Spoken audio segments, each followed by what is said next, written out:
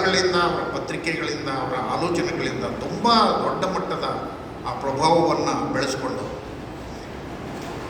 ನಾನು ವೈಯಕ್ತಿಕವಾಗಿ ಆ ಪತ್ರಿಕೆಯ ವರದಿಗಾರನ ಆಗಬೇಕಿತ್ತು. ಕೆಲಸ ಸಿಕ್ತು, ಬಿಟ್ಟು ಬಂದ್ಬಿಟ್ಟೆ ನಾನು. ಪಾಪ ಅವ್ರು ಕರೆದಿದ್ರು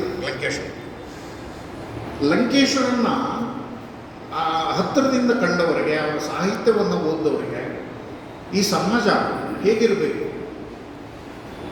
ಈ ಸಮಾಜದಲ್ಲಿ ಇರುವ ಸಮಸ್ಯೆಗಳು ಏನು, ಮನುಷ್ಯನ ಮೂಲಭೂತ ಪ್ರತಿಷ್ಠೆ ಮತ್ತು ಅಹಂಕಾರಗಳು ಎಂಥ ಕೆಡುಕನ್ನು ನಮ್ಮ ಸಮಾಜಕ್ಕೆ ಉಂಟು ಮಾಡಿದ್ದಾರೆ, ಇವನ್ನು ಸರಿಪಡಿಸೋದಕ್ಕೆ ಒಂದು ಬಹಳ ದೊಡ್ಡ ಮಟ್ಟದ ಬದ್ಧತೆಯೂ ಬೇಕು ಮತ್ತು ಸೂಕ್ಷ್ಮತೆಯೂ ಬೇಕು ಅನ್ನೋದನ್ನು ಕಂಡುಕೊಂಡವರು ಲಂಕೇಶ್ ಅಂತ.